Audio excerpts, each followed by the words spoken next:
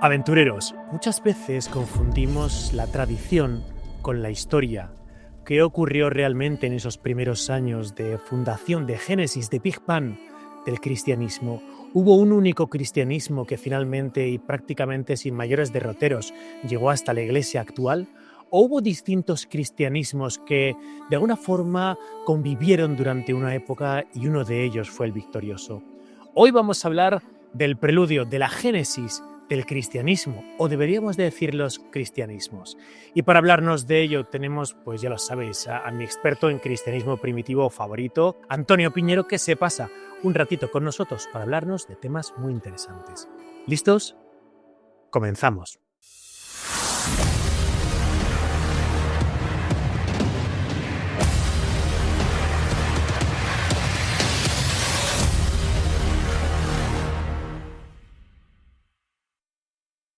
Antonio Piñero, ¿qué tal, amigo? ¿Cómo estás? Bueno, ya me veis. No sé si tengo el pelo un poquito más blanco o no, ya hemos hablado de eso. Yo me encuentro muy bien. Yo estoy estupendamente. Hombre, han pasado los años, ¿no? Pero yo ni noto la voz cambiada, ni tengo menos energía, sigo paseando, sigo saliendo en el barco, todo normal. Sí, No sí. sé, yo me Yo encuentro te, bien.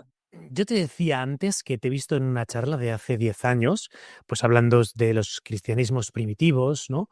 Y digo, oye, si no miro y simplemente escucho, veo que es la misma voz, la misma energía, el mismo tono, el mismo entusiasmo de las últimas veces que hemos charlado, ¿no? O sea, que en tu caso, Antonio, tú me decías, bueno, la gente entenderá que me voy haciendo mayor. Yo te veo prácticamente igual que siempre, ¿eh? Bueno, es un piropo. Yo realmente mira mi carnet de identidad, ¿no? Han pasado 10 añitos, por lo menos. Bueno, ya estamos aquí, Antonio.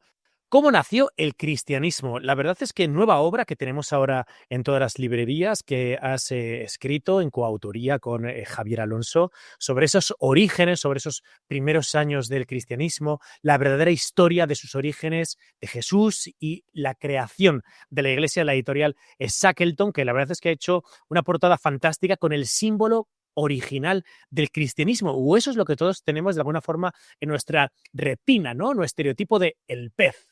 ¿Es El este pez, ese símbolo del cristianismo primitivo?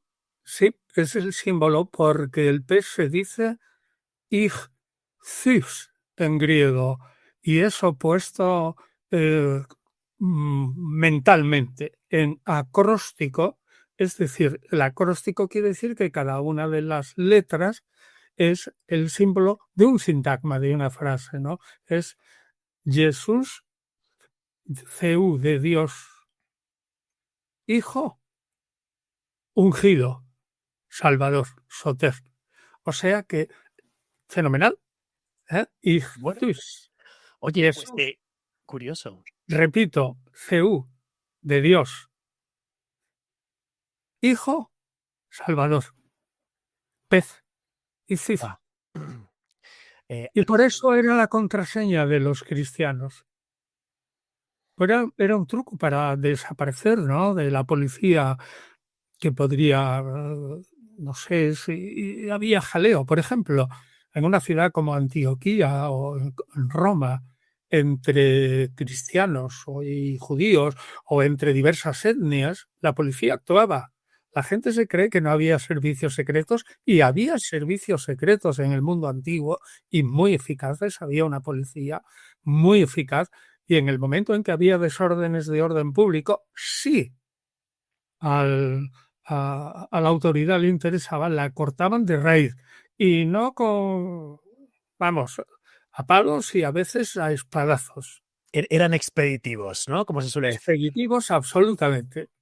Bueno, Oye, Antonio, fíjate, porque hablamos del pez, pero abuela pluma, a mí se me está ocurriendo cómo en distintas tradiciones, religiones del mundo, el pez es algo importante, ¿no? Esos famosos hombres pez o dioses pez que vemos, por ejemplo, en la cultura siria o en los Dogon, ¿no? Que hablan de esas culturas en las que una especie de ser semi-humano, semi-pez se aparece por allí. ¿Crees que esto tiene algo que ver, esa confluencia de distintas culturas que pudieron haber llegado a los cristianos, o simplemente tiene un tenor etimológico que es el que nos acabas de citar?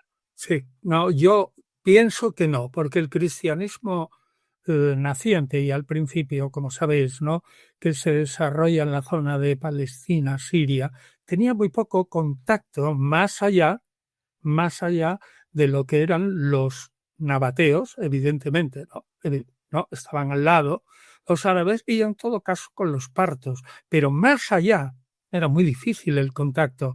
Es decir, estas caravanas de Marco Polo que nosotros pensamos que son del siglo XI y XII y los contactos con el Oriente, se sabía que existía, sin duda alguna, pero había la barrera de los partos, es decir, que más allá de Babilonia, es decir, lo que es ahora Irak, saltar a Irán y más hacia el este, ya era bastante difícil y era peligroso. O sea que el contacto era relativamente limitado, ¿no?, abierto hacia el oriente, pero la Arabia Félix también, el desierto, ¿no?, todo eso eran ciertas dificultades. Lo lógico era que el cristianismo se expandiese hacia Occidente. ¿Por qué? Por la facilidad de comunicaciones, tanto en las vías romanas como hacia Occidente, hacia Roma, como en la circulación del Mediterráneo, que estaba orientado o hacia el norte, hacia arriba, Antioquía y hacia Tarso de Cilicia, pero luego, naturalmente, hacia el oeste. Es decir, que lo natural era centrarse ahí. Todo lo que fuera apartarse hacia el oriente era relativamente raro por lo costoso. No porque no hubiera contactos, por ejemplo, de judíos con Babilonia, siempre los hubo. Y efectivamente, eso era una cosa normal. Pero el viaje a Babilonia tenía, diríamos en lenguaje popular, tenía sus narices, ¿eh? Antonio, me gustaría preguntarte, para entender al propio Jesús, tratar de comprender cómo era su mundo. ¿Tenemos que pensar en un pueblo de Israel, un pueblo judío homogéneo, o un mosaico de distintas ramas de lo que sería pues esa parte troncal del judaísmo? Bien, yo te respondo con una suerte de broma que los judíos todavía la mantienen sobre sí mismos, pero que es una broma muy significativa. Dice, 2 judíos, 3 opiniones. Repito, dos judíos, 3 opiniones. Es decir, el pueblo judío es un pueblo muy independiente y lo sigue siendo hoy, multifacético. En realidad, en Israel cada uno piensa como le da la gana. Es verdad que hay en Meash Shearim, en Jerusalén, un núcleo de fanáticos verdaderamente considerable, ¿no? Pero realmente el judaísmo siempre ha estado abierta a multitud de opiniones. Te cuento una historia de que están varios rabinos. Es una historia de rabinos, ¿no?, discutiendo sobre cosas de la Biblia que afectan a la naturaleza divina. Naturalmente, los rabinos no se ponen de acuerdo, ¿no? Y venga a discutir para aquí, como te dije antes, 2 judíos, 3 opiniones, venga a discutir. Interviene Dios, de repente se oye la Bat Kol, la voz del cielo, la hija de la voz, interviene Dios y dice, bueno, ya que no os ponéis de acuerdo, voy a daros la solución. Y dicen los rabinos, no, tú vete al cielo y ocúpate de tus cosas, que nosotros nos ocuparemos de las mías, de las nuestras, esas son las tuyas. O sea que los rabinos rechazaron la ayuda de Dios y dijeron, tranquilos nosotros, Dios, tranquilo, nosotros somos independientes y nos ocupamos de tus cosas en la tierra y tú te ocupas de las tuyas en el cielo. O sea, es muy divertida esta historia de la vida. Pero es al mismo tiempo muy real. Y hoy día es lo mismo. Israel es multifacético, ¿eh? O sea, es un pueblo con una cantidad de partidos, semipartidos, facciones, opiniones, discusiones y todo eso es de una libertad de opinión. Es verdad que se unen en lo principal, ¿eh? Eso no cabe la menor duda, sobre todo ahora en una situación de peligro. No cabe la menor duda. Pero la pluralidad de opiniones ya lo tienes en la Mishnah. ¿Sabes? La Mishnah, o sea, la reunión de las opiniones de rabinos acerca de la interpretación de la Escritura. La primera reunión de interpretaciones de rabinos acerca de la escritura, es decir, lo que nosotros llamamos el Antiguo Testamento, pero para ellos la escritura era una sola, la Biblia hebrea, ¿no? Y resulta que después esas opiniones diversas se reúnen en la Mishnah o repetición, pero aclaración. No es repetición así de aprender de memoria una lección, no, de hablar. Los rabinos siempre añaden un punto de vista suyo propio. Y por eso se dice, como opina tal rabino, hijo de tal y cual, y se van apoyando en opiniones de otros rabinos y luego añaden la suya. Bueno, pues la Mishnah, que ya es gordita en castellano, pues ese es un libro así de gordo, luego con las opiniones de los rabinos se expande en el Talmud, que tiene 16 volúmenes. Es decir, que no me cabe mis manos extendidas en la pantalla. Ser un talmudista requiere una memoria prodigiosa porque tienes que aprenderte como mínimo bueno, es una broma, ¿no? Pero por lo menos, porque ahora ya no existen, pero los libros, ¿te acuerdas los libros de los teléfonos en Madrid? Que ahora ya no, es todo por internet. Las páginas amarillas, ¿no? Las páginas amarillas y las otras eran libros gordísimos. Bueno, pues entonces los rabinos se aprenden de memoria 16 libros gordísimos. ¡Qué barbaridad! Qué barbaridad. O sea, que es una barbaridad. Y entonces, claro, ejercitan, es una tradición oral, tienen una memoria prodigiosa y eso es. Yo lo resumo otra vez, ¿no? Ajá. 2 rabinos, 3 opiniones. 2 judíos, 3 opiniones. En esta época, durante la época del nacimiento de Jesús, pues estamos en torno al siglo I, digamos que desde el judaísmo se esperaba a un Mesías, se esperaba a varios Mesías y sobre todo, ¿por qué se esperaba a un elemento mesiánico? ¿De dónde viene esto? Sí, es una buena pregunta porque realmente puedo decirte que la palabra Mesías, que es ungido, sale 37 veces en la Biblia hebrea y ninguna vez se refiere a lo que nosotros entendemos por Mesías. Una cosa curiosísima, ¿no? Uh-huh. El Mesías es el anhelo de un pueblo aplastado, pequeñito, pero muy interesante, porque junto con Fenicia está taponando la entrada, como quien dice, de las culturas del este al mar Mediterráneo. O sea, es un pueblo interesantísimo en ese sentido, porque es un tapón junto con Fenicia.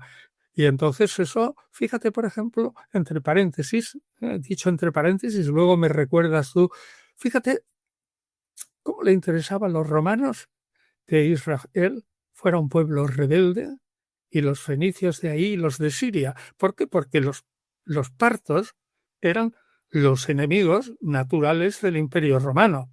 Ten en cuenta que Trajano, un emperador hispánico, murió luchando contra los partos en el 112, creo, si no me equivoco. Y resulta que los fenicios y los israelitas eran el tapón ideal para el Imperio Romano para frenar cualquier invasión. ¿Por qué? Porque eran brutos y defendían lo suyo. Que eso, es decir, brutos en este sentido, ¿no? Como muy nacionalistas y tal. Dice, sí, o sea que tú vienes a Israel, pues antes pasarás por mi cadáver. Eso era importantísimo. Eso, considerado desde el punto de vista del Imperio Romano, tener a un pueblo como Israel y las legiones de Siria era un freno maravilloso contra la invasión de los partos en el imperio. O sea, que era un pueblo molesto, si quieres, para el imperio.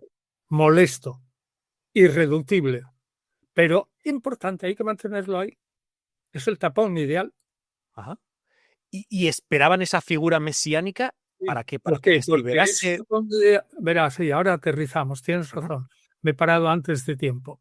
Entonces, esperaban a un Mesías. ¿Por qué? Porque al ser el tapón y al ser esa, junto con Fenicia, la desembocadura normal al Mediterráneo de todo el Oriente, era un pueblo absolutamente apetecido por todos.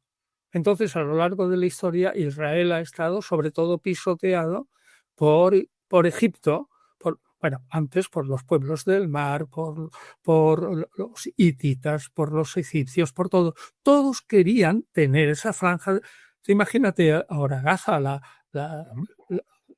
es una zona crucial, ¿no? Pues imagínate todo amplio, toda esa zona, que la tiene un pueblecito que es pequeño, pues todo el mundo quería apoderarse de ese pueblo pequeño. Entonces, si tú eres un pueblo que te crees elegido de Dios y encima todo el mundo quiere apalearte para conquistar el terreno porque es geopolíticamente interesante como balcón al Mediterráneo, ¿qué pasa? Pues que es lógico que pienses que un pueblo que se cree, por otra parte, elegido, esté ansiando un liberador, porque el Mesías así es un ungido, pero un ungido en principio es un rey, y en principio el Mesías, que como tal no aparece tal como nosotros lo entendemos, el sentido mesiánico y todo eso es bastante tardío, en torno al libro de Daniel, o sea, siglo segundo, hacia el cristianismo, 160, ¿no? Pero antes el Mesías es simplemente un ungido, un rey que defiende al pueblo. Entonces, claro, un pueblo apaleado, digamos, codiciado por los demás, siempre quería defenderse de sus enemigos. Entonces, su ideal era el ungido, es decir, el guerrero que con la mano de Yahvé detenía a todos los enemigos de Israel. De ahí que el ungido o el Mesías sea ante todo un capitán, un general mesiánico, un estratego mesiánico guerrero, mesiánico barra guerrero. Mesías como ungido salvador barra guerrero, porque el Mesías es el guerrero, ¿no?, que libera a Israel de sus enemigos. Eso es como una ilusión continua de un pueblo apaleado. Vale. Un libertador. Ha quedado claro. ¿Y tú crees que Jesús a sí mismo se consideraba como este ungido, este liberador, este guerrero, el Mesías? Pues es un tema discutidísimo. La pregunta es muy buena, pero es un tema discutidísimo y la ciencia está dividida. Ciencia histórica, quiero decir. Hay muchísima gente que se detiene en Jesús igual profeta, creerse a sí mismo el profeta del Eschaton, del final, el último profeta antes de que viniera el reino de Dios. Pero un profeta no es el Mesías. Pero es posible, se puede intuir, que ese profeta, como ha pasado con otros profetas en Israel, forme un ejército. Y eso lo tenemos con gente que no son todos profetas, pero de tipo profético mesiánico, después de la muerte de Herodes el Grande hasta el gran triunfo de los romanos sobre Jerusalén en el 70, pues tiene como 8 o 10 tipos mesiánicos que son fundamentalmente libertadores. Entonces, un pueblo pequeño tiene como ideal un libertador y, naturalmente, si se siente un pueblo elegido, el libertador está apoyado por los ejércitos celestiales. Ten en cuenta que el Señor de los ejércitos, el Altísimo, el Señor de los ejércitos no es el Señor de los ejércitos de la tierra, como alguien lo puede entender. Es el Señor de los ejércitos angélicos. Y como un ángel, quiero decir, un ejército angélico, se ponga de tu bando, no hay nadie que pueda contigo. Esa es, digamos, el conjunto de la aspiración de un pueblo apaleado, situado en un sitio que era como la llave del acceso al Mediterráneo, junto con Fenicia, para los pueblos del Oriente. O sea, los chinos, oye, que andaban, eso de Marco Polo es verdad, en el siglo XI, pero a través de India los brahmanes gimnosofistas desnudos, ¿no? Los sofistas desnudos, que eran conocidos por los griegos y por lo tanto eran conocidos también por todos los pueblos helenizados, y el pueblo Israel de Israel era también o estaba también helenizado, y después del arameo lo más que se hablaba era griego y un poco de latín. Pues entonces esa gente tenía ese sentido de que era un poco, como decíamos, resumámoslo en esto, un pueblo apetecido y por lo tanto teóricamente apaleado. ¿Cuál es su imagen más normal? Pues la del libertador. Y se acabó. ¿Y qué es un Mesías? Un ungido para liberarte. ¿Y encaja esa figura en lo que vemos en Hechos de los Bueno, pero Apóstoles? sí, me preguntaba sobre Jesús y me he parado ahí. Ujú. Muy Pensaba distinto. eso, Muy distinto. efectivamente. Sí, ¿Jesús a sí mismo crees que se consideraba ese Mesías? No, en principio no. En principio, Jesús, por todo lo que puede leerse en el Evangelio, se consideraba un profeta. Eso sí, el profeta de todos los de los profetas, es el profeta de los profetas, el profeta escatológico, el gran profeta, el que tenía como misión anunciar que el reino de Dios estaba cerca, que potenciaba la figura ya de un tipo muy atrayente para el pueblo, que era Juan Bautista, un tipo con carisma, Jesús, que potenciaba el discurso de Juan Bautista. Entonces lo que anunciaba es el reino de Dios. Jesús es esencialmente el último profeta, y él se cree el último profeta antes de la irrupción del reino de Dios. Ahora bien, yo opino que quizás empujado por sus más fieles y brutos aliados desde nuestro punto de vista, o sea, más aguerridos, pues es muy posible que al final de su vida se declarase por un momento rey de Israel. Rey de Israel es Mesías, lo cual le hacía automáticamente decir: si yo soy el rey de Israel, Tiberio no es el rey de Israel. Automáticamente ese personaje era un sedicioso contra Roma. Automáticamente merecía la muerte, peor de las muertes, en cruz. Luego, te repito, en principio Jesús no se creyó el Mesías. Esto es una especie de dogma entre los historiadores.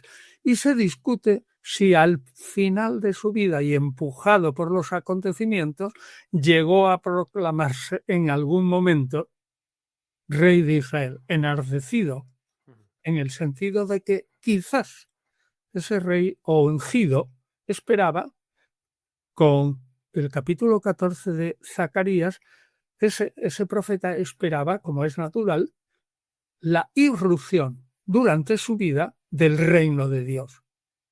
Entonces ese profeta, en principio, no es un jefe militar, pero ya saben, por ejemplo, Elías pues, escabechinó, transformó en escabechina el suceso de 4.000 sacerdotes de Baal. Oye, está bien, ¿no?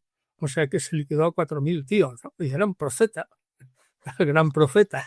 O sea que en Israel sí que había una cierta tradición con Elías, que el profeta podría acabar en un ente de armas tomar. Pero en principio no. Pero el cambio de profeta a Mesías podía ser fácil. Y el Mesías sí era guerrero. Muy, muy interesante. Pues queda claro, Jesús no tenía esa concepción sobre sí mismo. No. Antonio, respecto del mensaje, ¿no? El mensaje de Jesús. Si ponemos nuestros ojos en el prisma de esta época, el mensaje que establece Jesús es para los judíos, para la Israel del siglo I, es decir, para ese instante en concreto y para esa época, para ese lugar geográfico, o para todo el mundo que le No, quiera escuchar. no, ni hablar. Yo he venido solo para las ovejas de Israel, dice Jesús. Es decir, es exclusivamente tener en cuenta que es un Jesús judío del siglo I. Jesús no es un cristiano, eso tenemos que decirlo a la gente. Jesús no fue un cristiano, fue un judío, por lo tanto, su mentalidad hay que entenderla encuadrada dentro del judaísmo. Lo que pasa es que los seguidores de Jesús, que lo consideraron el profeta de los últimos tiempos, creyeron firmemente que había resucitado. Ahora bien, un profeta resucitado ya se convierte en otra cosa, porque es un ente semidivino. Ten en cuenta que en el mundo antiguo, bueno, y en el mundo judío, tú puedes considerar a un personaje que creas resucitado por Dios un ser divino. ¿Por qué? Porque el judío podía elevar la divinidad todo lo que tú quisieras, con tal de que no pasara una especie de muro. Es decir, se le considerara un ser creado. Luego había un muro insalvable y arriba del muro estaba el ser increado. O sea, para un judío, divinizar a un profeta, pues tampoco importa.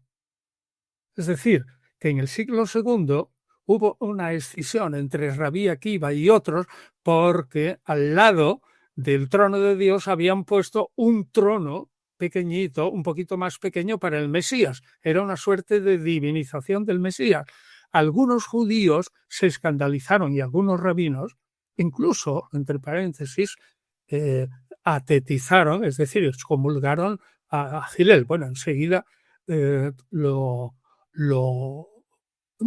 Rabí Akiva, y enseguida lo admitieron en su seno. Pero lo que te quiero decir es que el límite de la divinización puede ir muy arriba, muy arriba, muy arriba, con tal de que digas que no pases la muralla de lo creado. ¿Me explico? Totalmente. Esa es o sea, tú puedes poner a Jesús, vamos, como un cohete en lo más alto del firmamento de entonces, pero había una barrera y el séptimo cielo o esa barrera donde estaba Dios era infranqueable para cualquier ser humano, salvo aquel que Dios quisiera. Como por ejemplo Enoc, que se coloca por voluntad de Dios detrás del trono y por eso se llama Enoc Metatrón, el que está detrás del trono. Un profeta, Enoc, el profeta Enoc, de Génesis 5:24, que es el séptimo varón después de Adán, pero que luego se considera que es un profeta que se va encarnando. Ojo, no hay verdadera encarnación, ojo con esta palabra, lo que se va encarnando es el espíritu solamente.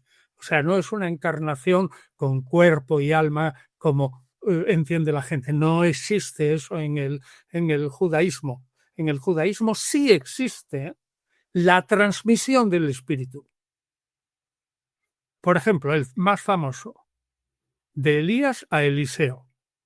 Eso es. Otro famoso, de Moisés a 72 ancianos. Se transmite el espíritu, pero no hay reencarnación, ¿eh? Eso de que Juan Bautista fuera, o que Jesús fuera la reencarnación de Juan Bautista, es el pensamiento de Herodes Antipas y sus esbirros sobre Jesús, ¿no? Como reencarnación de Juan Bautista, pero que tenían de judío, bueno, pues sí, eran judíos, sí, pero tenían una mentalidad absolutamente pagana, ¿no? En realidad, pues eran paganos. Y entonces sí que podrían creer en la reencarnación. Pero un judío no cree en eso. El judío es muy individualista. La reencarnación hace perder la individualidad del sujeto. Aunque el mismo sujeto, fíjate lo que te digo, se reencarne y sea el mismo sujeto y tú lo pienses como el mismo sujeto, para un judío eso chirría. Eso no vale. Eso es un pensamiento que no entra bien en un judío, que es, ante todo, el judío es un ser único, cada judío, y está compuesto de alma y cuerpo únicos, eso lo saben, ¿no? No entienden bien eso. Bueno, no aceptan la reencarnación. Y para que quede claro, Jesús fue judío, nació judío, vivió como judío y murió judío. Por eso, si le preguntásemos a Jesús, ¿tú fuiste cristiano? ¿Qué respondería él? Pues diría, en plan de pueblo diría, mande, pues así diría, ríete, diría, o sea, se reiría si fuera de pueblo, que lo era, diría, mande, no entendería eso. El Christos, cierto significa simplemente ungido, y cristianos ya no significa propiamente ungido, es un vocablo inventado por Ignacio de Antioquía en torno al 115, en Antioquía. Los cristianois fueron los primeros que se llamaron cristianos. Bueno, pues entonces, cristianos lo único que quiere decir es que eres mesianista, es decir, que eres adepto y crees que un señor es un Mesías, que no eres tú, claro. Y ahora bien, ese Mesías era un judío, Jesús no entraba en el concepto porque fracasó. Evidentemente, para un judío de la época, la muerte de Jesús en cruz fue un borrón. Es como si cogieran ahí la figura de Jesús en cruz y estuviera pintado en un lienzo grande y cogieran una brocha gorda de pintura y hicieran flash y le pusieran una cruz negra. Cuanto más negra, mejor. Entonces, Jesús se creyó Mesías. Te lo repito, discusión entre los técnicos. En todo caso, en un último momento, si hacemos caso a Lucas, ¿no?, que afirma, Lucas 23:2, que los judíos acusaban a Jesús de haberse proclamado Mesías, es decir, rey. En todo caso, fue como quien dice, en unos momentos finales de su vida y probablemente empujado por discípulos reciamente fanáticos. Yo no niego, si Jesús era una persona humana como lo era, que a lo mejor a los momentos finalísimos de su vida, llegara a creerse lo que decían que era sus seguidores. Es decir, tú imagínate, no quiero nombrar a nadie, ¿no?, pero un señor con mucho ego que todos conocemos y que todos le están adorando, al final se cree el rey del mambo, ¿no? ¿Por qué? Porque todo el mundo le llama rey del mambo y se cree. Pues entonces ahora transporta esta imagen, el mambo que no tiene que ver nada con la antigüedad, pues transpórtalo a la antigüedad. Si tú tienes un grupo de fanáticos que al final te dicen tú eres el rey, pues a lo mejor al final de tu vida llega un momento que dices sí, yo soy el rey. Y ese momento en el que lo digas, ¿sabes?, llega a oído de los romanos y no tardan ni 24 horas en tomarte preso y naturalmente ponerte en una cruz, porque el único rey es Tiberio, no tú, que le acabas de decir ahora mismo, por muchos amigos que tengas que te proclamen rey. ¿Y qué me importa a mí?, diría Poncio Pilato y los romanos, de eso, que estos fanáticos judíos hubieran proclamado un rey. Se reían a mandíbula batiente. Si te gusta lo que estás viendo, suscríbete a Desafío Viajero, deja tu like y tu comentario. Esto me ayuda a crecer. Y recuerda, el podcast de Desafío Viajero se llama Archivos Ocultos. Lo tienes en iVoox, Spotify y en todas las plataformas de podcast. Gracias por formar parte de esta comunidad de viajeros del misterio. Continuamos.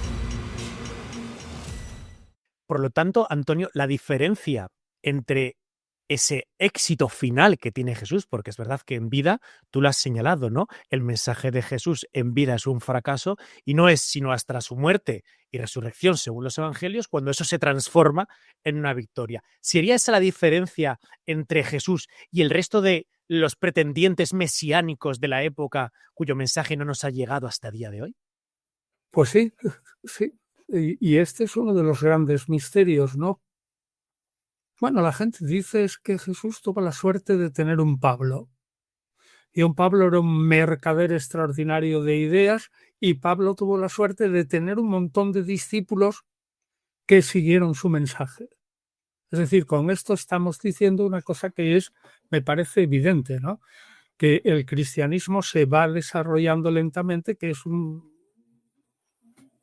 minúscula, pues es casi como una ameba pequeñita, ¿no? Así, una minúscula célula, ¿no? Que luego se va expandiendo lentamente, pero sobre todo porque Jesús, la memoria de Jesús, tiene la suerte de encontrarse con un buen vendedor.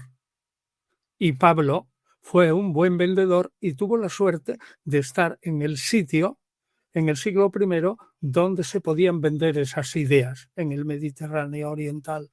Y Pablo además tuvo la suerte de tener buenísimos seguidores, porque el cristianismo no es, ni lo inventa Jesús, ni lo inventa Pablo.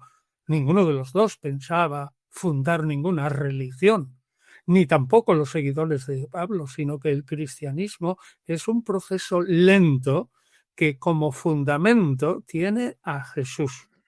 Como primer intérprete tiene a Pablo, pero ese intérprete, Pablo, de Jesús, es reinterpretado por sus discípulos lentamente con una mentalidad de religiones de misterio, etcétera, etcétera.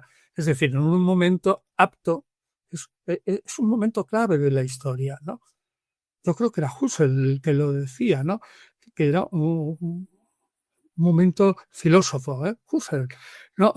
Uno de esos momentos claves de la historia fue en el siglo I. Y entonces Jesús tuvo éxito porque sus discípulos creyeron firmemente, explícatelo como te lo expliques, que había resucitado.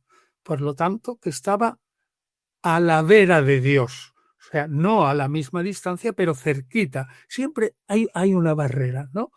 Que el Jesús resucitado no pasa, pero está muy cerca de Dios. Y eso tuvo la suerte, esa entidad, esa proclamación tuvo la suerte de encontrar un Pablo, y Pablo tuvo la suerte de encontrar de ser un tipo carismático, porque Pablo era un tipo carismático, de encontrar una serie de discípulos y encontrarse en un Mediterráneo, en el último tercio del siglo I, donde hubo una notable expansión de las religiones orientales, por ejemplo, cultos de misterio. Es decir, que fue un momento clave de la historia. Pues se dieron una serie de condicionantes para que una religión, y ojo, al principio la religión tiene muy poca gente, pero quien haya leído el libro de la expansión del cristianismo de Rodney Stark, que va por su segunda edición, que lo ha publicado Trotta, pues, así como nació el cristianismo, también son libros complementarios, cómo nació y luego viene la expansión, ¿no? Pues Rodney Stark, como sociólogo, afirma que la expansión del cristianismo fue aproximadamente de un 40% por década. Pero dice, ese 40% por década lo tuvieron, por ejemplo, los musulmanes, o sea, los creyentes en Mahoma, y lo tuvieron, por ejemplo, los mormones en Utah. Uh-huh. Un 40% por década. 3 fenómenos controlables, o 2 fenómenos últimos bastante controlables. Claro que luego cada uno llega a un momento lote de expansión. El cristianismo fue cuando la época de Nicea, el siglo IV, que ahí ya el crecimiento es relativamente más lento, pero el proceso de un crecimiento de un 40% por década, dice Rodney Stark, no con estas palabras, pero lo digo yo, no es una obra y una maravilla del Espíritu Santo. Porque si lo dices así, tienes que poner al Espíritu Santo detrás de la expansión del Islam y tienes que poner al Espíritu Santo detrás de la expansión de los mormones. Sino que es algo sociológico en un punto sociológico, y además que cada uno de esos fenómenos se detiene llegado su punto álgido. Y el del cristianismo, pues sí, un 40% por década. Qué curioso. La verdad es que no conocía esta evolución, ¿no? Y sobre todo si lo comparamos con los mormones, que parece que en Utah fue una cosa semejante. De esto sabe mucho Oscar Fábrega. Hoy, cuando tomamos las Bueno, pero distintas... también llegarán a su pico, ¿eh? Ajá. Y se Eso, acabó. claro, claro, y ahí se quedó, Estamos hablando de la década. Primero. efectivamente. Hoy en día, te decía Antonio, tomamos los distintos cristianismos que encontramos por el mundo, vemos los católicos, los protestantes, los ortodoxos armenios, los ortodoxos etíopes, los ortodoxos griegos, los protestantes, los adventistas, los evangelistas, es decir, hay una ingente cantidad de escisiones dentro del cristianismo. En esos años en los que se está germinando ese cristianismo, el cristianismo primitivo, diríamos que al igual que hoy hay distintos cristianismos o esta comparativa no es equivalente. Es equivalente, sí. De tal manera que, en plan un poco en fin, de decir una frase, ¿no? Que llame la atención. El famoso Walter Bauer, que tiene un diccionario griego-alemán. Yo tengo el griego-alemán del Nuevo Testamento, pero creo que existe en griego, inglés y quizás italiano, no lo sé. Pero desde luego en griego-alemán existe. Pues este Walter Bauer lo que decía que en los orígenes del movimiento cristiano, lo normal, viéndolo desde nuestros ojos, sería una constante heterodoxia. Es decir, que había tal cantidad de grupos al principio. Hombre, dentro, no podemos decir 3 o 4 mil grupos porque eran muy pocos, ¿no? Al principio a lo mejor había 1000 cristianos en el año 100, ¿no? Pero vamos, que para lo que es una secta pequeña estaba totalmente dividida. Es decir, siempre he dicho, y lo aprovecho para decirlo, que el Nuevo Testamento, que es el libro básico, no es el libro básico del cristianismo, sino de un cristianismo, el paulino, que fue el que venció y barrió a todos los demás. Eso hay que tenerlo muy en cuenta. El cristianismo es pluriforme en sus inicios. Entonces, realmente, lo que es consustancial con el cristianismo no es la uniformidad, sino lo que llamaríamos un mundo lleno de herejías, con un grupito un poquito más fuerte y lo demás todos discutiendo y con ideas, lo cual se une también a aquello que decíamos 2 judíos, 3 opiniones, ¿no? Porque al principio eran judeo-cristianos, no dejaban de ser judíos, y por lo tanto cada uno tenía su opinión y la defendía a capa y espada. O sea, que hablemos de orígenes de los cristianismos. Pero, claro, cuando hablamos del cristianismo, tenemos que decir paulino. Después. Orígenes del cristianismo, paulino. Claro, por eso te quería preguntar, dentro de los propios apóstoles, entre ellos, digamos que hay confrontaciones o igualmente divergencias en cuanto al modo de interpretar a Jesús. Me refiero, por ejemplo, pues Pedro contra Santiago, Santiago contra Pablo, Pablo contra los de Jerusalén. ¿Vemos que la interpretación de cada uno distintos diverge o hay cierta unicidad? No, diverge ciertamente. Las iglesias paulinas necesitan la aprobación de las iglesias de Santiago, el cual no es de los 12 apóstoles, es el hermano del Señor, pero no pertenece a los 12 apóstoles. Paréntesis, este Santiago sigue la sucesión macabea, ¿no?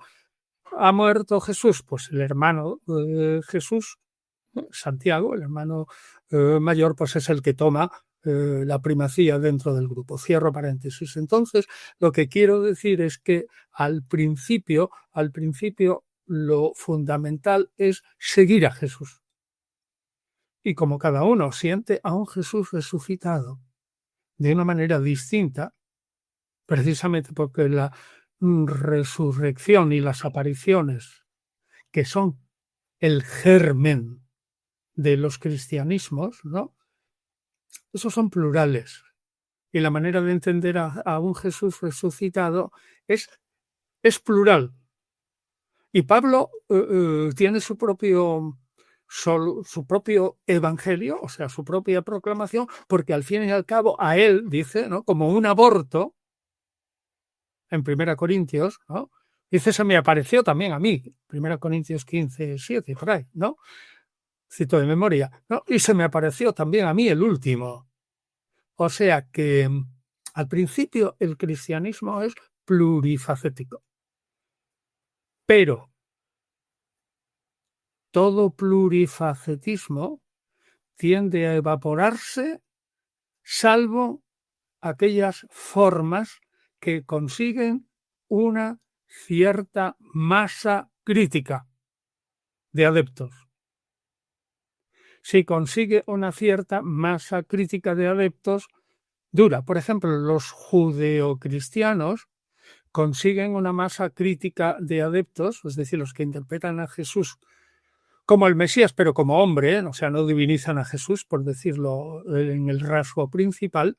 Ebionitas y esos judeocristianos tienen su florecer en el siglo III.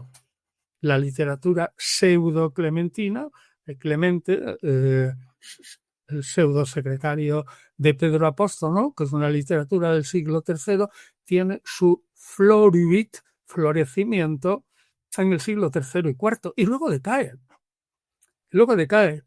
Y es realmente el que se lleva el gato al agua, no es el judaísmo santiaguino de Jerusalén, que probablemente fue liquidado en gran parte, ¿no?, con la matanza del 70 en Jerusalén, ¿no?, y luego la dispersión, que dicen que si se fue a Transjordania, ¿no? Bueno, bien, es posible, pero la historia arrolló al judeocristianismo. En líneas generales, el judeocristianismo que existe hoy, son minúsculos grupos, y vence a lo largo de la historia el más fuerte, que va comiéndose a los demás. Y el que ha vencido es el cristianismo paulino. Lo único que ocurre es que el cristianismo paulino se ha escindido en tres partes, ¿no? Católicos, evangélicos, ortodoxos, pero tienen como base a Pablo. Uh-huh. Es el cristianismo paulino escindido. Es verdad, Antonio, que cuando vemos el tenor literal de la palabra de Jesús, Jesús nos habla del reino. Cuando tomamos en cuenta la reinterpretación de Pablo, Pablo nos habla de la resurrección, nos habla de Cristo, de la muerte. ¿Qué crees que pensaría Jesús si conociese a Pablo? ¿Se entenderían bien o pensaría que está reinterpretando demasiado su mensaje? De ningún modo. Vamos, en ese utópico viaje a través de la caja del tiempo y tal, bueno, Jesús se quedaría asombradísimo, porque Pablo transmuta a Jesús. Sin duda alguna, para decirlo en dos palabras, hace de un Jesús de Nazaret, que es un sedicioso contra el imperio, hace de ese Jesús un Mesías, un Cristo celestial. Eso Jesús jamás lo hubiera pensado de sí mismo. Pero si Jesús era el profeta de los últimos tiempos y que iba a venir el reino de Dios y que por lo tanto él ocuparía, hombre, como era el profeta, ¿no?, de los últimos tiempos, pues ocuparía un buen puesto en el reino de Dios. Pero el reino de Dios era en Israel, y sus seguidores, que eran 12, símbolo de las 12 tribus, de las cuales 9.5 se habían perdido, pues se sentarían en 12 tronos, pero para juzgar a Israel. Es decir, la mentalidad de Jesús y sus seguidores es muy pequeñita, es totalmente judío. Entonces el triunfo sería para ese grupito y tal, siempre dentro de la misma norma judía. Jesús es judío y los seguidores en parte de Jesús son judíos. Ahora lo que Pablo, que nunca podía pensar que el tiempo mesiánico podía durar tanto, de ningún modo. Pablo estaba convencido, ya lo sabes. Y se lo digo a la gente, ¿no?, que lea 1 Tesalonicenses 4:13-17, o sea que a la vuelta de la esquina, por decirlo de alguna manera, o dentro de 10 minutos, por decirlo también exageradamente, ¿no? Pablo creía que esto se acababa entero. Es decir, el tiempo mesiánico, como dice en 1 Corintios 7, ¿no? El tiempo mesiánico, que es el kairos, se ha acortado. Es decir, es muy breve, muy breve. Y entonces este mundo que está aquí desaparecerá por completo. Lo que no sabemos es si Pablo tenía la misma mentalidad que, por ejemplo, el evangelista o el evangelista, el apocalíptico, que escribe el Apocalipsis, ¿no? No confundir, por favor, con el autor del Evangelio de Juan, que he dicho evangelista, es decir, el apocalíptico, Vale. el que escribe el Apocalipsis. Bueno, pues este señor piensa también, nada, en un tiempo mínimo que termina, luego 1000 años y luego una vida eterna. Y bueno, 1000 años es nada. Viene segunda Pedro y dice 1000 años para Dios es un día, ¿no?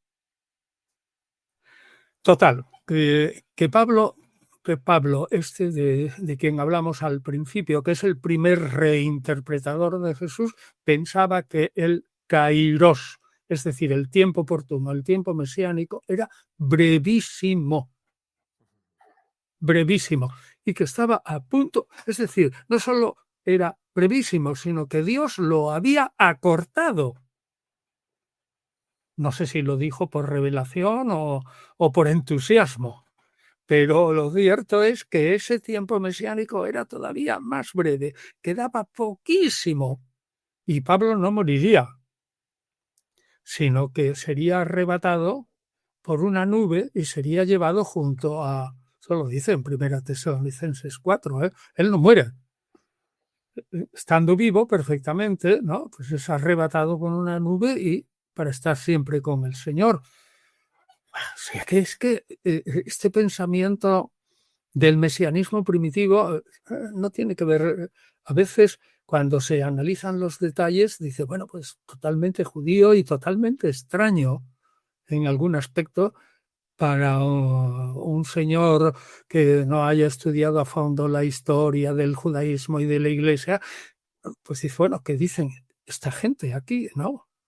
Aquí con Luis Tobajas y Antonio Piñón están diciendo unas cosas rarísimas. No, pero eso es realmente lo que pensaban los primerísimos seguidores de Jesús. Oye, Antonio, yo estoy maravillado.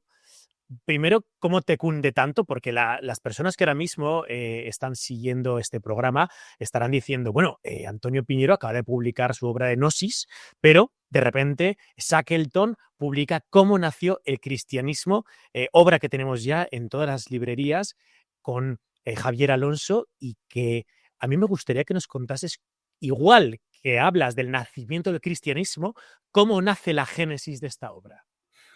Pues es que Javier Alonso, que de alumno preferido ha pasado a ser colega, es prolífico escritor, es magnífico escritor. Javier Alonso tiene una imaginación muy notable y cualquiera que haya leído el libro de Javier Alonso ve que la imaginación brota a borbotones. Entonces, en realidad yo debo decir que cómo nació el cristianismo es una expansión, y honestamente lo digo, de un artículo mío amplio y detallado que se titulaba 22 tesis sobre el origen del cristianismo. Este es un artículo antiguo, pero yo creo que está bien, ¿no? Porque comprimir en 22 tesis, que son pues 30 páginas o un poquito más, ¿no?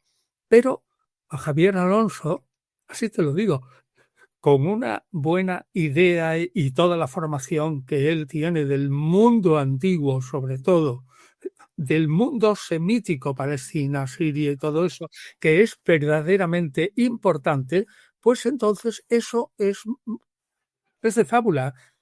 Yo me encuentro muy a gusto con Javier Alonso por lo que digo, por su imaginación, por su finura, por la fidelidad al texto, por la posibilidad de expansión y por la maestría que tiene en la amplificación de ideas. Es decir, que el libro en que yo estoy, el primero, que tiene 280 páginas, hay que decir que mi aportación puede ser, alguien dirá, hombre, es la aportación nuclear porque es de donde ha salido el libro.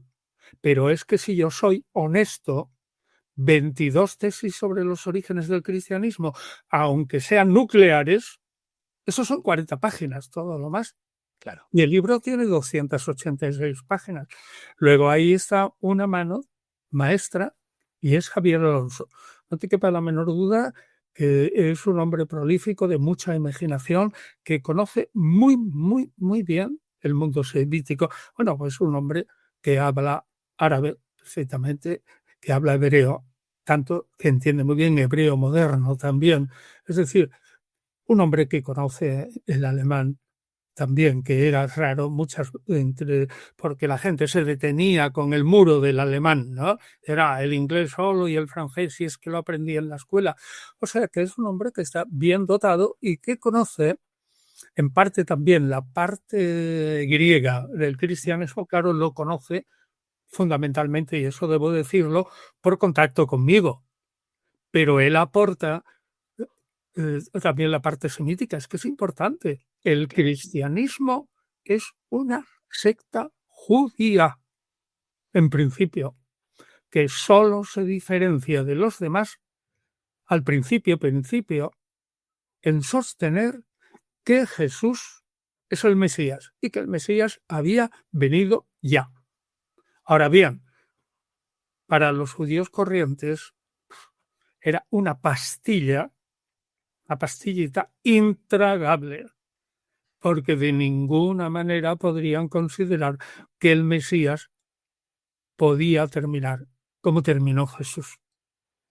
Estamos en la recta final, Antonio, y a mí me gustaría preguntarte por los evangelios. Hemos hablado varias veces contigo sobre este asunto. Tú tienes una recopilación, un libro que se llama Todos los evangelios, donde se establecen tanto los evangelios canónicos como los evangelios apócrifos. Sí, son 83. 83, ni más ni menos. Claro, a mí me gustaría preguntarte sabemos que los 4 evangelios canónicos, Mateo, Marcos, Lucas y Juan, son los más antiguos, luego son los más cercanos a la vida de Jesús y por lo tanto podrían ser los que tengan una información más caliente, entre comillas, ¿no? Porque estamos hablando de décadas después de la muerte de Jesucristo. Ahora bien, en aquella época, en el momento en que se seleccionan estos 4 como los evangelios canónicos, ¿qué criterios se tienen en cuenta para que sean justo estos 4 y no el resto? ¿Se sabía que estos eran los 4 más antiguos? ¿O cuál es exactamente la determinación? Nosotros, si te soy sincero, historiadores del siglo XX no lo sabemos. Anda. No sabemos cuáles fueron los criterios. Entonces yo he escrito sobre eso. Y entonces los criterios se fueron formando para dar un sustento a una elección que probablemente se hizo a través del tercer criterio, a saber, los libros procedentes o más cercanos que se creían más cercanos a Jesús, que se leían más en todas las iglesias. Pero los criterios de selección eran, 1, la antigüedad; 2, que hubieran sido escritos por uno o por un apóstol o discípulo del apóstol; y 3, que se atuviera una regla de la fe que ya existía, aunque no estaba escrito. Es decir, que tuviera algo, un conjunto. Hombre, podía ser dispar, y lo son, ¿no? Pero que el conjunto fuera homogéneo. Y que, pues eso es, ser leído en las iglesias, que fuera tenido compuesto por alguien que de alguna manera había estado en contacto con los apóstoles, y porque fuera, digamos, aclamado en su antigüedad y todas esas cosas y tal. Vamos, son criterios externos conforme a una regla de fe, como he dicho. Es decir, no puede decir disparates como algunos evangelios apócrifos, ¿no? Que Jesús no es Dios en los ebionitas o cosas de estas. Es decir, hay una regla de fe, hay un consenso entre las iglesias y con el tiempo ese consenso, pero probablemente un consenso entre las iglesias realizado por la influencia de 3 iglesias que mandaban, o 4, si quieres. La Iglesia de Roma, la Iglesia de Alejandría, la de Antioquía y la de Éfeso. Es decir, esas 4 iglesias probablemente mandaban, y si ellos habían elegido esas cosas, esos libros, ¿no?, esas entidades, ¿no?, que luego se llamarán evangelios, etcétera, es porque tenían algunos motivos. Y ya te digo que es eso, se creía que eran antiguas, que los autores eran discípulos al menos de los apóstoles, que eran leídos en las iglesias y que se atenían a una norma básica de la fe. No son los 3 criterios. Wow, muy interesante. Ahora, eso lo leemos entre líneas. No hay ningún escrito de la Iglesia que nos diga que eso fue así, ¿eh? O sea, esto es una reflexión de los historiadores, una hipótesis plausible, pero no hay ningún documento. Bueno, qué interesante, qué curioso, Antonio, porque claro, yo me preguntaba eso, ¿no? Bueno, sabemos que son los más antiguos, pero ¿lo sabía la Iglesia de aquella época? ¿Cómo? ¿Cómo lo podía saber, no? Bueno, pues ahí tenemos la interpretación. Pues porque en la Edad Antigua no eran trogloditas, en esta edad no. Había un mercado tremendo de mercaderes, la comunicación continua. Una carta, con suerte, desde Alejandría a Roma, a lo mejor con suerte tardaba solo 10 o 12 días, ¿no? Si el barco que salía de Alejandría tenía buena suerte y viento del sur y lo llevaba hasta cerca del sur de Turquía y luego venía un viento del este y lo llevaba desde a Roma, pues tardaba 10 días en llegar a Roma.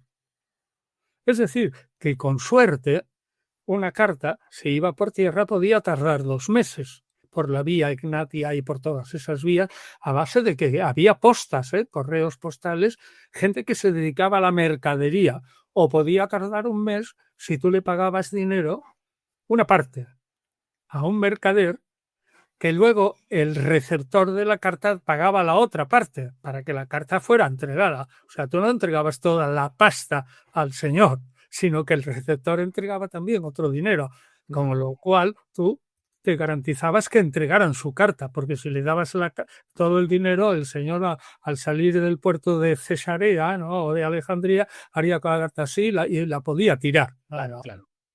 Además, había postas. El emperador sí que tenía sus correos, y al lado de los correos imperiales que seguían las vías se había hecho una suerte de pseudo correos a base de mercaderes. Es decir, que una carta, volvemos al caso, ¿no?, si iba por barco y con suerte, en 15 días podía estar en Roma o antes. Y si iba por tierra, en 2 meses podía estar en Roma. Bueno, menuda la forma en la que funcionaba la mensajería de la época, y fíjate, de esta manera también tenemos conciencia de cómo pudieron llegarse a esas conclusiones de por qué los 4 evangelios canónicos son los más antiguos, ¿no? Ya para concluir, Antonio, muy resumidamente, ¿no? ¿Qué pasa, por lo tanto, con todos esos cristianismos derrotados? Con los judio-cristianos, los bionitas, los nazarenos, los gnósticos, los docetas. ¿Todos ellos desaparecen o acaban en pequeños reductos que tal vez podrían llegar hasta nuestros días? Hombre, yo creo que algunos acaban en pequeños reductos que llegan hasta nosotros, como son los gnósticos. Dicen que hay marcionitas también, o ebionitas y judeocristianos. Yo no los conozco, pero dicen que existe. En líneas generales, sin embargo, la gran masa es engullida por el paso del tiempo. Y no nos quedan nada más que, y además nos fiamos, los restos que van hasta el siglo III o todo más el siglo IV. Ahí la fantasía empieza a dominar, ¿no? Ten en cuenta que entre la carta, tenemos que hacer un acto también de fe en la transmisión. Si la carta de los tesalonicenses, por el estudio interno del texto, se piensa que se escribió en el año 51 en Corinto, y si tú piensas que el primer papiro de Pablo es de bien entrado el siglo II, ahí hay un hueco ¿eh? 150, ¿eh? Hay un hueco de 100 años que no podemos, como mínimo, unos 100 años largos, ¿no? Si Pablo muere en el 64, escribe los Romanos entre el 54 y 58, y resulta que el primer papiro, que son de los Evangelios, pero de Pablo no lo sé, lo tendría que mirar en la lista, pero es del siglo III, ya, del 200 en adelante, ahí hay un hueco de 140 años. Tienes que creer que la transmisión durante 140 años en los que no tienes testigos, salvo el famoso P52, ¿no? El Evangelio de Juan, que dicen que si es del 125 al 150. Bueno, pero aquí al cabo son casi 50 años desde que lo escribió Juan. Tienes que hacer un acto de fe en que los escritos sagrados, considerados sagrados, se transmitían con mucha fidelidad. Bueno, pues ahí queda eso. ¿Cómo nació el cristianismo? La nueva obra de Antonio Piñero y Javier Alonso, de la editorial Shackleton, que ya está en todas las librerías. Muy interesante, me encanta además la portada. Hemos hablado del símbolo del pez y la verdad es que la encuadernación, la maquetación que han hecho los amigos de Shackleton es maravillosa. Imagino que estarás contento, ¿no, Antonio? Y porque además las letras son doradas, el pez es muy sobria, pero ciertamente, como digo, el poner en letras doradas, ¿no? Así como nació el cristianismo y en grande, eso llama mucho la atención. Está hecho con mucha vista comercial, esa cubierta. Propiamente la portada es lo interior, ¿no? La portada sería esto. Esto es la cubierta, dicho técnicamente, ¿no? Le llamamos portada, pero no, es cubierta, ¿vale? La cubierta del libro es esto y esta es la portada. Eso sería técnicamente. Me gusta más la cubierta. ¿Qué? Me gusta más la cubierta, ¿eh? ¿Te gusta más la cubierta que la portada? Bueno, pues la cubierta es que está muy bien hecha. Muy bien. Y con letras doradas muy grandes y es muy llamativa. Lo dorado sobre el fondo oscuro y el pez, pues es muy llamativa. A mí me gusta mucho. Está bien hecho por Shackleton. Hablando de libros y de Antonio Piñero. Antonio Piñero tiene que irse, ¿eh? Sí, Antonio Piñero, nada, sí, es muy cortito esto. A ver, Antonio, tú que has escrito novelas, has escrito sobre Herodes, has escrito sobre el trono maldito, has escrito tanto sobre Jesús. Mucha gente se pregunta, ¿para cuándo una novela de Antonio Piñero basada en la vida de Jesús? No me atrevo yo. ¿No? No me atrevo a hacer eso. Lo que sí me encantaría, y lo estoy pensando, pero alguien dirá, bueno, ¿y cómo es posible lo que va a decir este señor? No, quiero darme un año sabático entero simplemente a leer sobre Jesús. Y luego escribir, fíjate, el título, que pretende ser modesto, ¿eh? Y que creo, tiene intención modesta. Curso básico sobre Jesús de Nazaret, punto, historia y leyenda. Yo ya lo tengo, ya tengo algunos capítulos escritos, ¿no? Y, en fin, se ha difundido entre amigos y lo han criticado. Es decir, ya saben que existe ese libro y que está en trende, ¿no? En trance de producirse. Pero bueno, quiero hacerlo lentamente. Se va a llamar eso, curso básico. A lo mejor tiene 500 páginas, pero es un curso básico sobre Jesús de Nazaret, historia y leyenda. O si leyenda, bueno, leyenda es mucho más suave. Alguien podría decir, oye, ¿usted por qué no pone historia y mito? Bueno, pues porque no me da la gana. Primero, mito es mucho más duro y porque leyenda es mucho más exacto. Porque mito es todo pura imaginación, mientras que la leyenda suele tener una base. Porque la leyenda del Cid campeador supone francamente que existió el Cid, aunque, ¿no? Como mínimo, ¿no? Y la parte legendaria de Jesús supone claramente que existió Jesús, ¿no? Exacto. Bueno, pues ahí queda eso. Menudo curso nos espera, pero bueno, muchos seguiremos añorando que algún día Antonio Piñero se atreva a la gran novela de Jesús de Nazaret, igual con José Luis Corral, yo qué sé. No sé Pero parte de Jesús sí aparece en el trono maldito, ¿eh? También, es verdad, es verdad. Parte, ¿eh? Un poquito. Pero no es el protagonista de la obra. No, claro, evidentemente no es el protagonista, pero la protagonista lo vive, que es una dama, ¿no? Mujer de Hipódamo, el que es figurado el jefe de policía, pero que está enamorada de Jesús y sigue a Jesús, ¿no? Judía, ¿no? Pero eso es parte de una novela y ahí está Jesús, ahora muy indirectamente. Pues Antonio Piñero, maestro, muchísimas gracias este ratito aquí. La verdad es que como siempre todos asombrados por todo lo que nos cuentas, siempre aprendiendo, siempre curioseando y oye, dándonos regalos como cómo nació el cristianismo, pues todos mucho más felices y entregados a la causa de seguir conociendo, ¿no? Que al final eso es lo que nos valora, lo que nos trata. Muchas gracias, Antonio. Sí, pero añadiría una cosa, que nadie se crea que el libro de cómo nació el cristianismo, que tiene solo 280 páginas, no es un libro de 500 o 600 con letra muy gorda, con márgenes, letra muy gruesa, muy legible, o sea que es un libro así muy, muy legible, letra muy gruesa. Y con mapas, imágenes.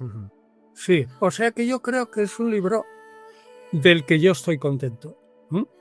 Aquí la labor de Javier Alonso ha sido básica, ¿no? Pero yo tengo el esqueleto, pero Javier Alonso ha amplificado mucho el esqueleto. Ahora, Javier Alonso es un escritor formidable.